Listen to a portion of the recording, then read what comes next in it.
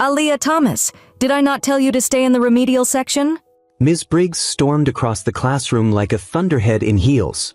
Her shoes cracked against the tile, sharp, vicious, gunshot loud. Aaliyah flinched before the fingers even touched her, but Ms. Briggs didn't care. She grabbed the 15-year-old's wrist, twisting so hard the girl gasped. Textbooks slid off the desk. A pencil skittered across the floor. You think sitting with the advanced students makes you one of them? That seat is for kids whose parents actually belong in this district. Aaliyah shook her head, stutter struggling out of her. I'm sorry. I was just... Sorry doesn't fix slow. Ms. Briggs yanked her out of the chair.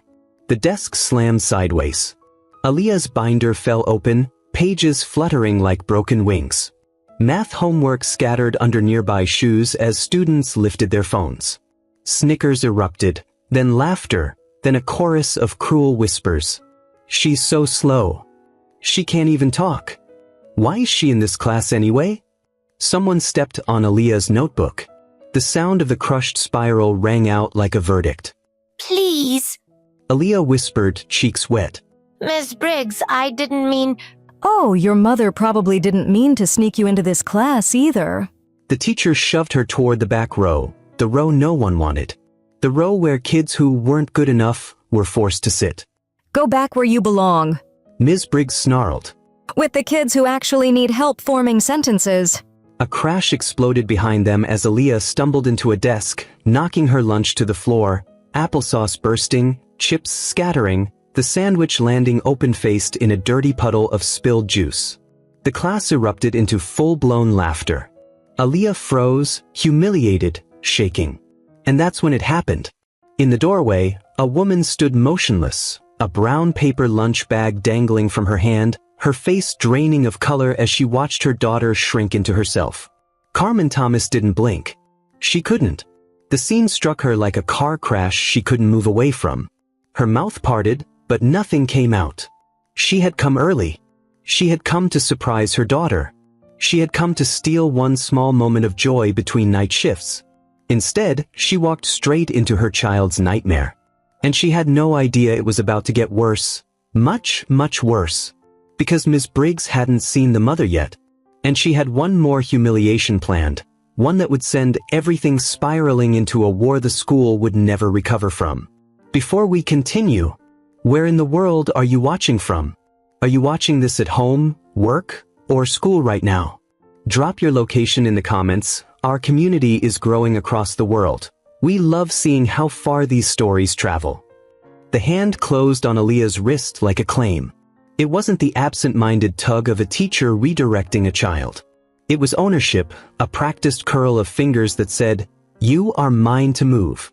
Ms. Eleanor Briggs's grip cut pale crescents into Aaliyah's thin sleeve. The classroom compressed, breath hitched, chairs squeaked, phones found faces. Aaliyah felt every eye as a blade. "Get up," Ms. Briggs said. Her voice dropped to a blade-sharp rasp that cut through the chatter. "You don't belong here." Aaliyah's cheeks went instant ice and heat. Her mouth tried to form the words she always kept ready, the small, stumbling apologies that tasted like sand, and the stutter snagged them. Laughter started like a ripple and hardened into a chorus, eager and hungry.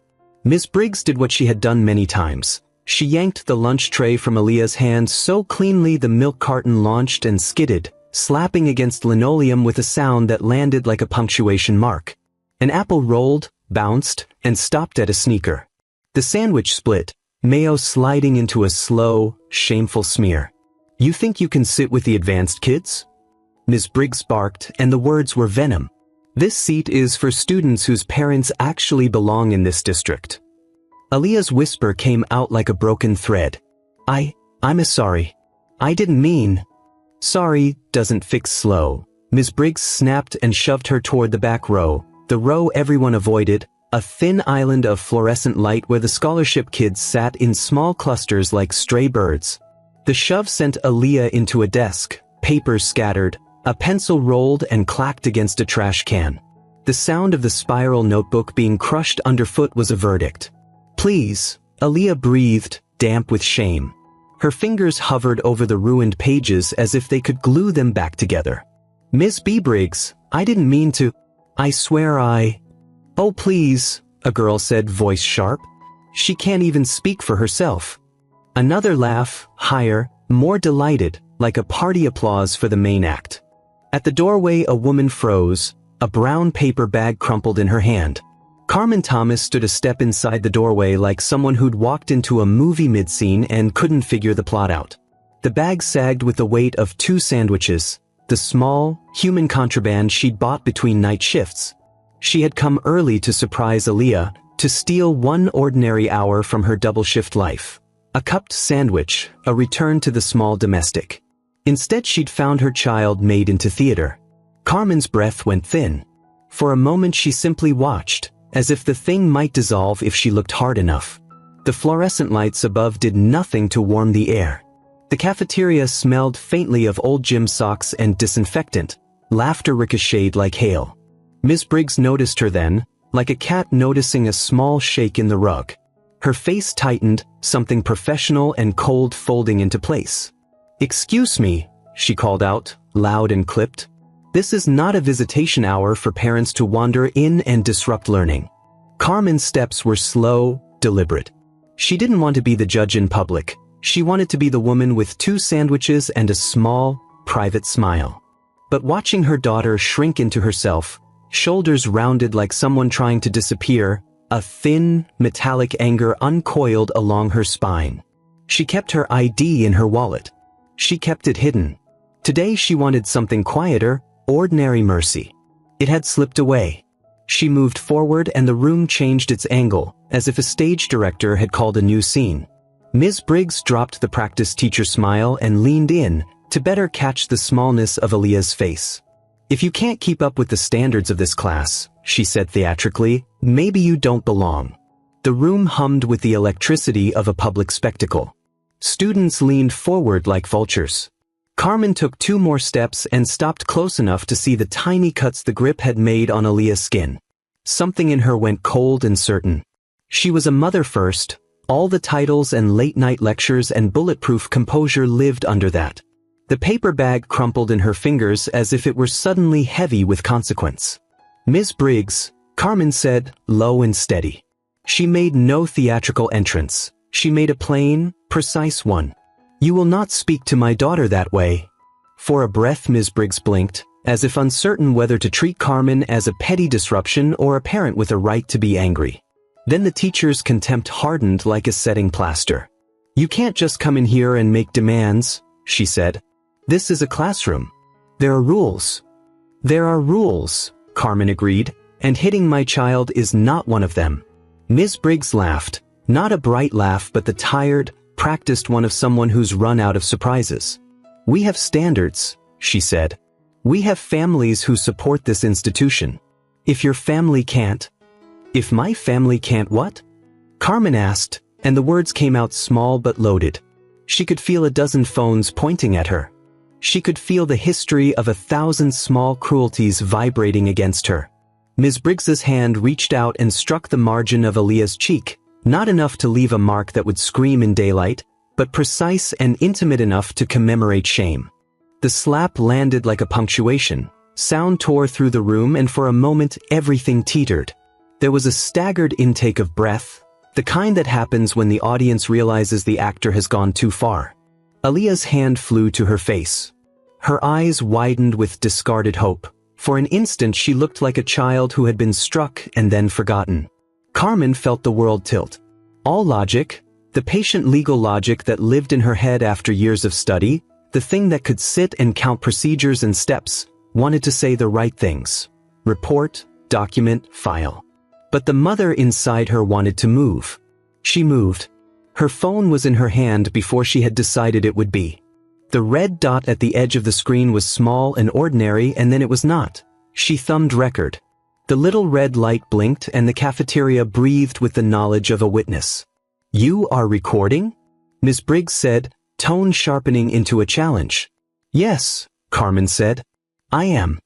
Ms. Briggs stiffened, the mask of teacher instigator slipping into something like irritation.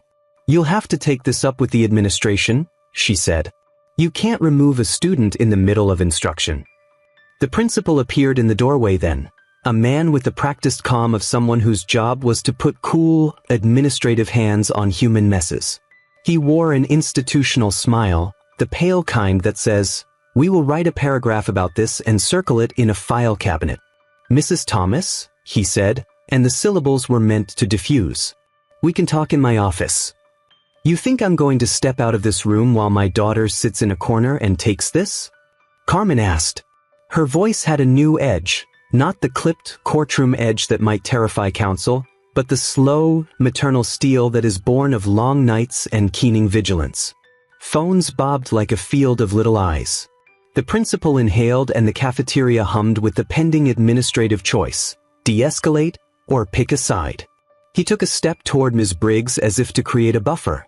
"Let's step into my office, please," he said. His hand moved as if shepherding a disruptive animal. Aaliyah looked up at her mother. There was a pleading there that had nothing to do with pride or grievance. It was a child asking not to be made into an example. "Don't make it worse, Mom," she whispered. "They'll expel me. Please don't make them do that." Carmen's heart broke a little at that. She wanted, with the primitive, burning immediacy of a parent, to scoop Aaliyah up and vanish. But the red light on her phone was steady as a pulse. The recording was making a new grammar of argument, the kind that would not be lost to whispers. "Not today," Carmen said. She flinched as the principal's hand rose, a small pleading motion. "I want to see how this is documented. I want witnesses. And I want anyone who thinks this is acceptable to look at what they did." Then Ms. Briggs leaned in until her face was inches from Carmen's, voice dipped low and venomous. "You will leave," she hissed. "We do not tolerate disruptions. If you refuse, I will call security." There was the thin bureaucratic code pulled like a shield. The threat was not a promise of justice but a promise of procedure.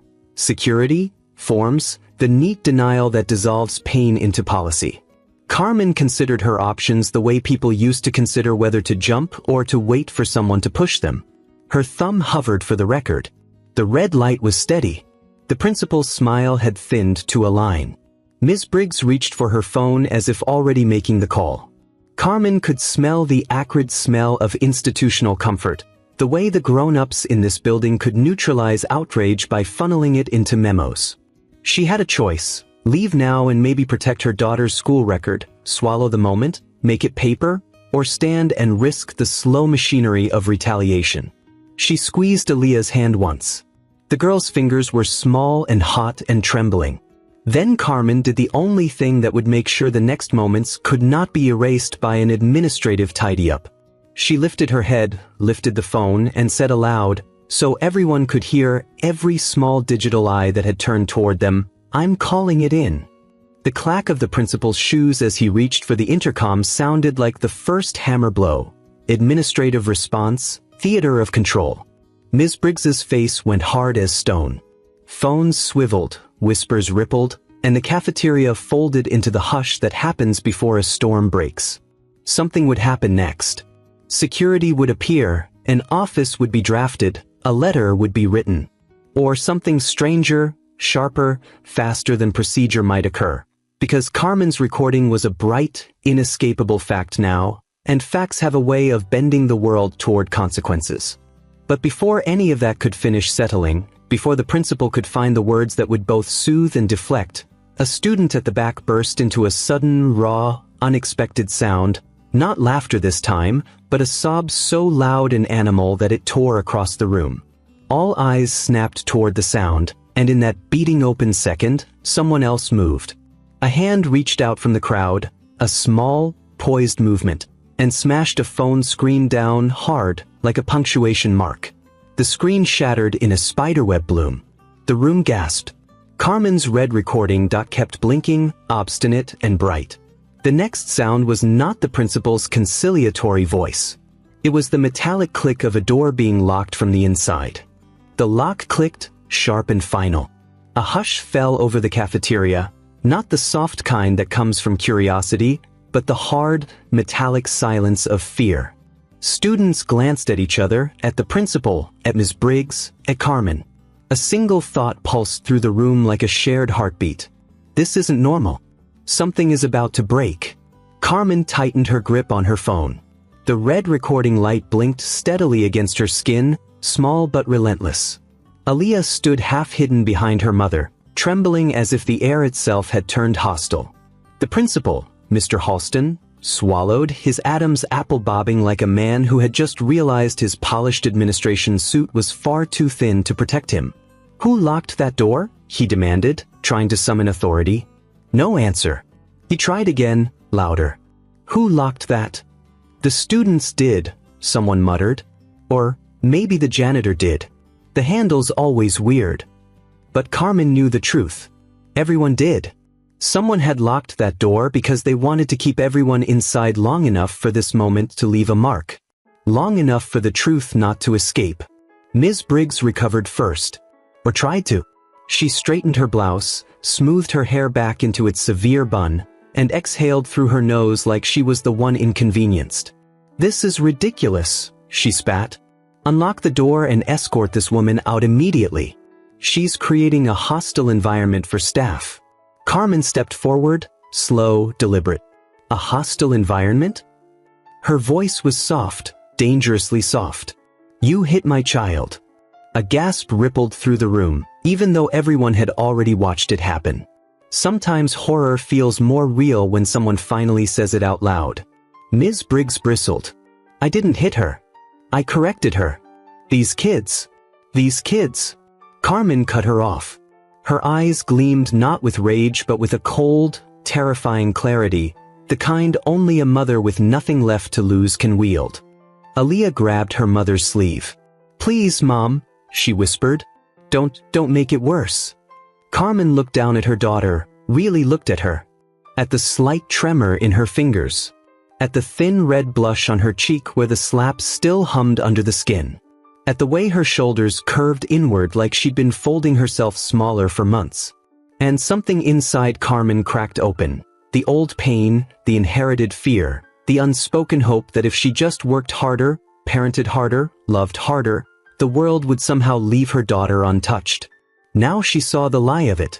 She could spend 1,000 nights cleaning hospital floors, or reading case files until dawn, or arguing motions until her voice broke, and none of it could shield Aaliyah from a system that had already decided she was less.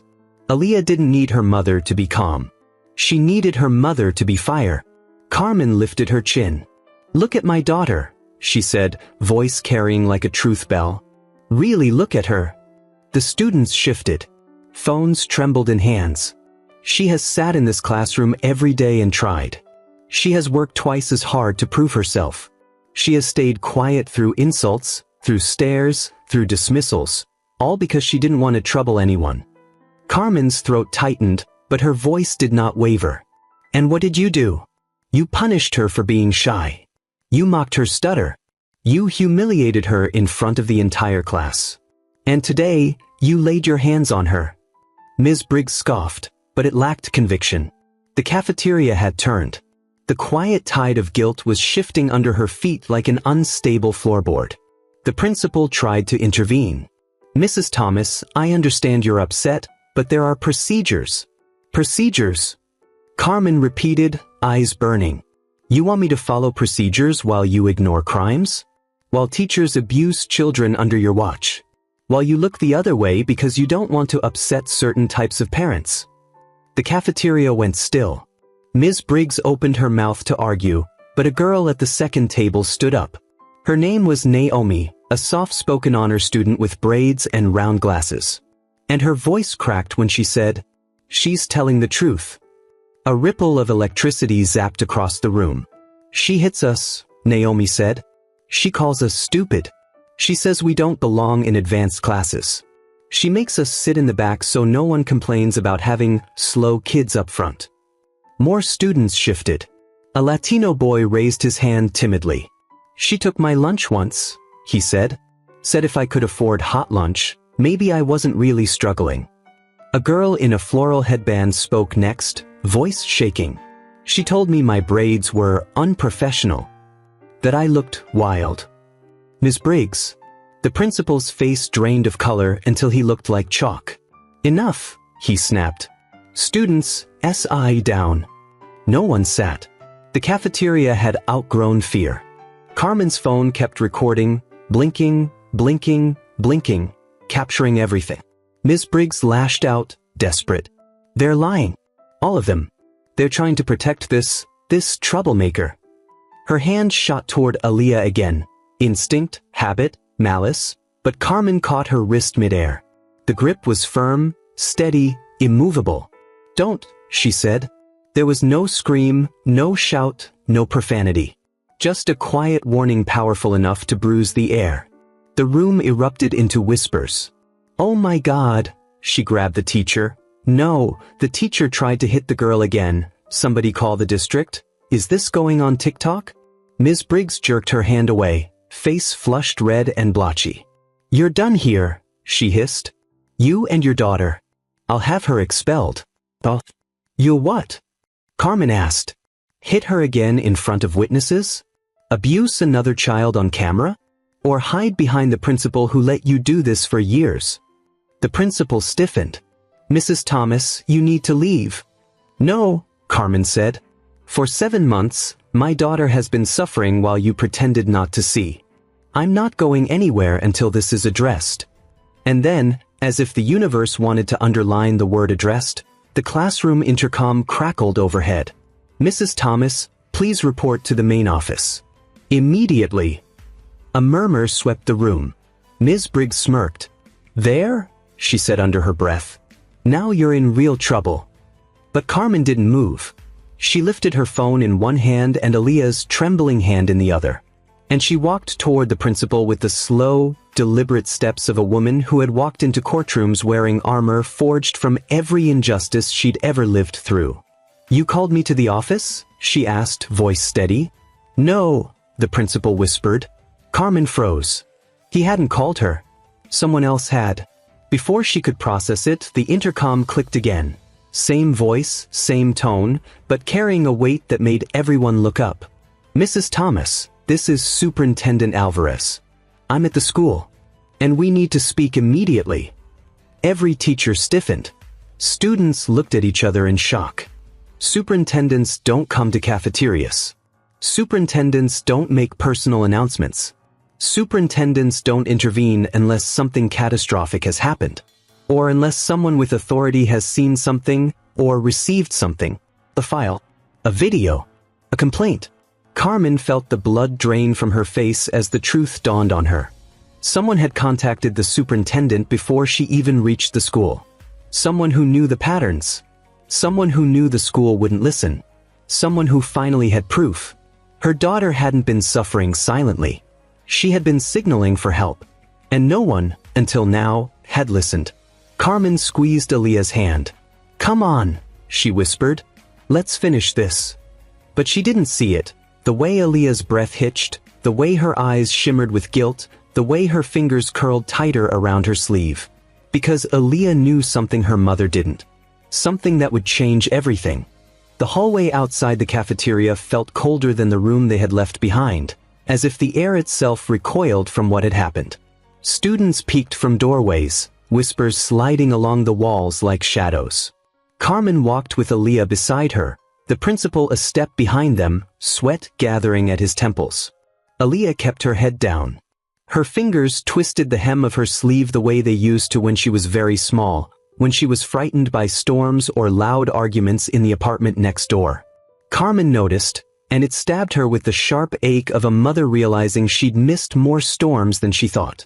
Every few steps, Carmen looked down at her daughter, and every time, Aaliyah looked away. A silence grew between them, thick and trembling.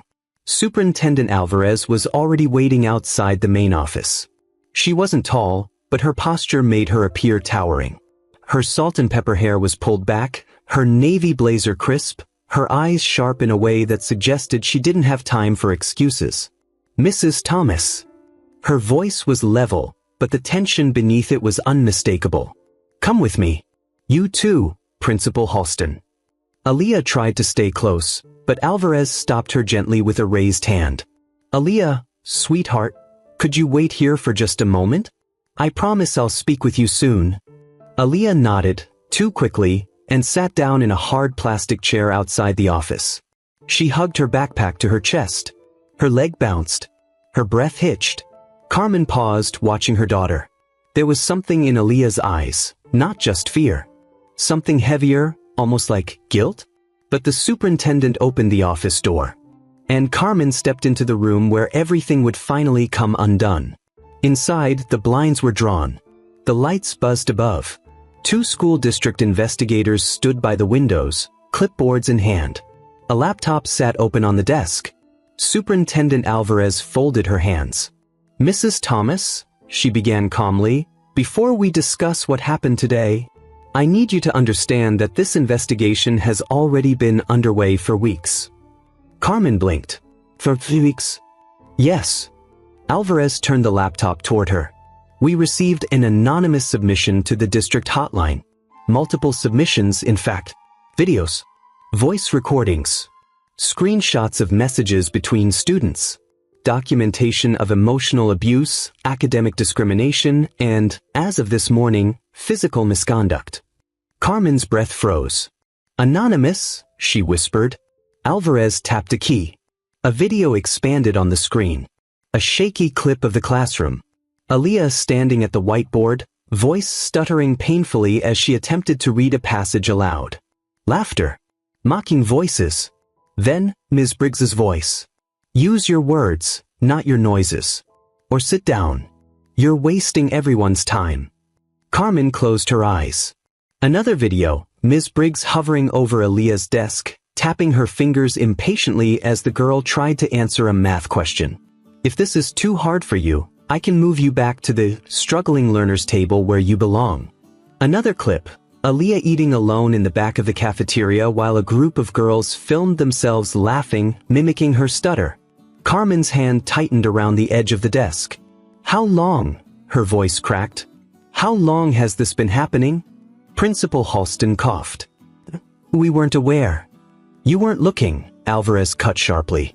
Her gaze iced over. "That's the truth." Another video began playing, this one from the cafeteria just a week earlier. Ms. Briggs corrected another student of color. Parents watching might have missed the cruelty.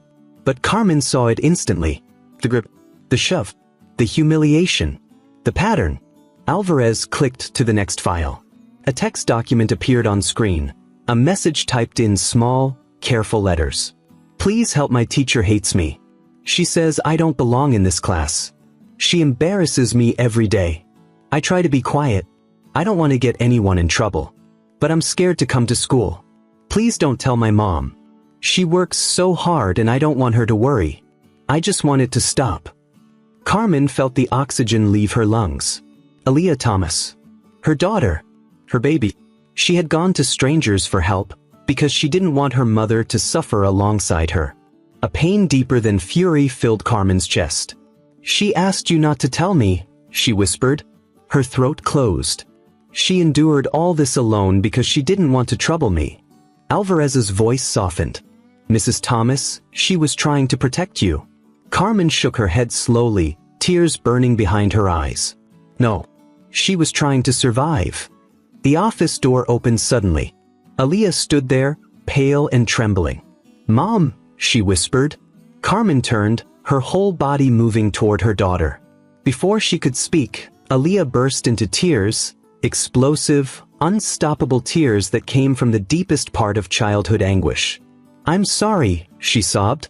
"I didn't want you to know. I didn't want you to worry. You already do so much. You work so hard. I didn't want to make your life harder." "Oh, baby." Carmen dropped to her knees and wrapped her daughter in her arms. "My sweet girl. You don't ever hide your pain to protect me. Never. Your suffering is never too heavy for me to carry." Aaliyah clung to her, shaking. I thought if I just stayed quiet it would stop. But it didn't. And I didn't want you to lose your job or get tired or break." Carmen pressed her forehead gently to Aaliyah's. "You don't have to be strong for me," she whispered. "I am strong because of you." The investigators quietly stepped out of the room. Even Principal Halston looked away. The moment between mother and daughter was too sacred to witness. But the moment passed when a voice thundered from the hallway. "Where is she?" "Miss Briggs." Her heels slammed the floor like a war drum. She shoved past a staff member, eyes wild. I am not letting that woman destroy my career with lies from a slow child who can't handle discipline. A gasp ripped through the office. Principal Halston paled. Superintendent Alvarez's face went stone cold, her voice a blade. Ms. Briggs, you shouldn't have come here. Briggs ignored her completely. She pointed at Aaliyah, hand trembling with rage. She ruined my classroom. She makes me look like the villain when all I ever did was hold her to the same standards as everyone else. Stop talking, Alvarez commanded. But Briggs kept ranting. These kids. These ungrateful, underprepared kids. You try to help them and they claim abuse. They don't belong in advanced programs and we all know it. Carmen stood slowly. Aaliyah clung to her. A stillness fell, not the quiet of fear, but the quiet of judgment. Superintendent Alvarez nodded once to the investigators. They stepped forward. Ms. Eleanor Briggs, one said, you are hereby placed on administrative leave pending a full investigation into charges of emotional abuse, discrimination, and physical misconduct involving minors. What? This is insane. You are not to enter any classroom, the second investigator continued. You are not to contact any student. You are not to return to district property. And you will wait in the lobby, Alvarez finished, until police escort arrives. Briggs froze, the word police breaking through her delusion. Then she snapped. You can't do this to me. I've been teaching for 20 years. This is how you treat a dedicated educator. Carmen stepped forward. Her voice was calm, measured, lawyer sharp. You weren't dedicated, she said. You were dangerous. Ms. Briggs lunged, not at Aaliyah this time, but at Carmen, but two investigators intercepted her instantly. As they pulled Briggs toward the door, she shrieked. You'll regret this. Both of you. You don't belong here either. Aaliyah flinched. Carmen didn't. She lifted her phone. And without breaking eye contact, she pressed stop recording. The recording had captured everything. Everything. When the office door finally closed behind Ms. Briggs, silence settled like dust.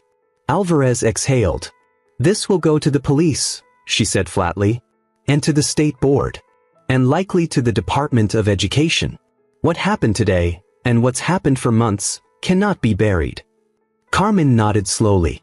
Aaliyah wiped her eyes, staring at her mother like she wasn't sure if she should feel relieved or terrified. Carmen pulled her close. We're done hiding, she whispered into her daughter's hair. No more suffering in silence. No more shrinking yourself to survive. And for the first time in months, maybe longer, Aaliyah let herself breathe fully. But outside the office, police sirens were already pulling up to the school. And a crowd was forming in the hallway. Because the video, the one Carmen had recorded, had already been texted, screen captured, and shared by students. Within minutes, it was everywhere. And the school had become a battlefield. Police sirens wailed outside the school, echoing through the halls like a long-delayed reckoning. Students pressed against classroom windows, whispering, recording, sending frantic texts, every phone buzzing with updates, clips, rumors, disbelief. Aaliyah clung to her mother's arm as the office door opened and two uniformed officers stepped inside. Their expressions were tight, grim, purposeful.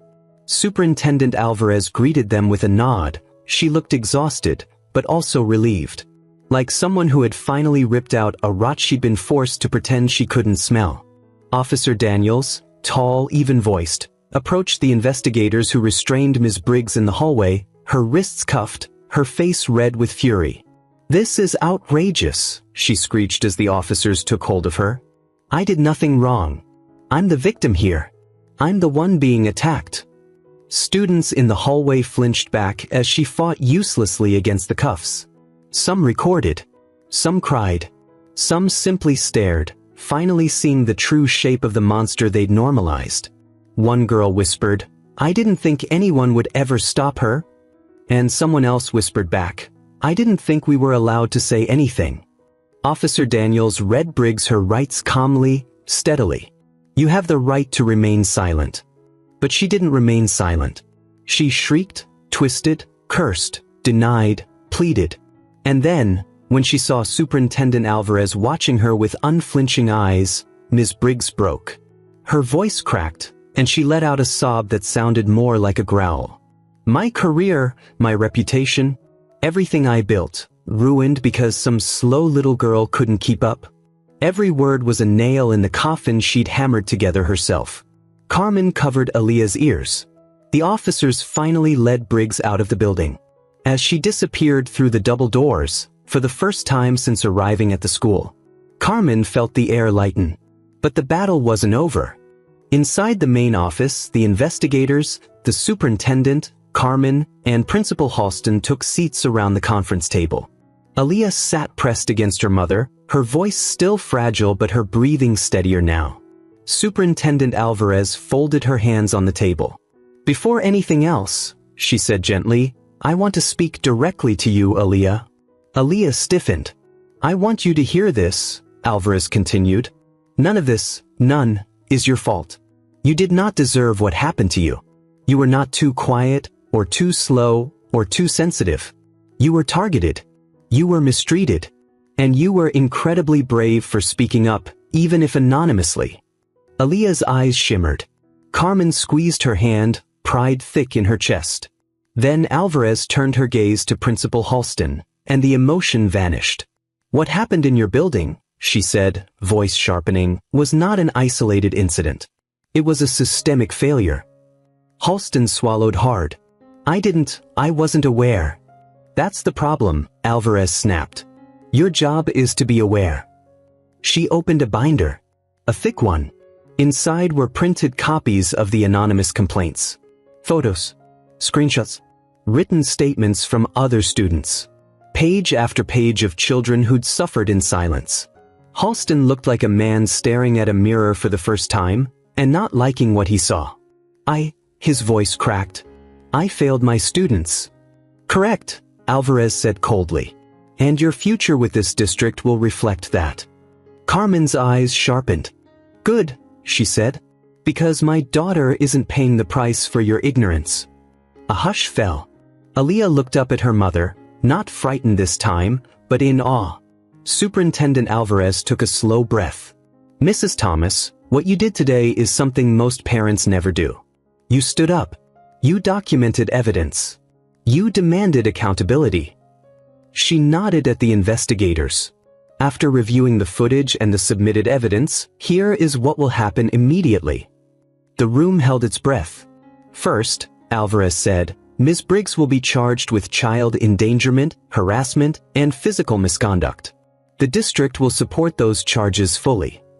Aaliyah exhaled as if letting out months of pain. Second, Alvarez continued, Principal Halston will be placed on administrative leave pending review. Failure to intervene in repeated abuse is unacceptable. Halston's face crumpled. He didn't argue. He just nodded, defeated. Third, Alvarez said, sliding a packet toward Carmen, your daughter will receive immediate counseling support, academic accommodations, and a personal learning plan designed to help her rebuild confidence and succeed in the environment she deserves. Aaliyah blinked in disbelief. And fourth, Alvarez paused, looking at both mother and daughter. This school will undergo a full civil rights audit. External monitors will be assigned. Classroom practices, discipline patterns, teacher conduct, everything will be examined. Carmen straightened. Good. Alvarez leaned forward.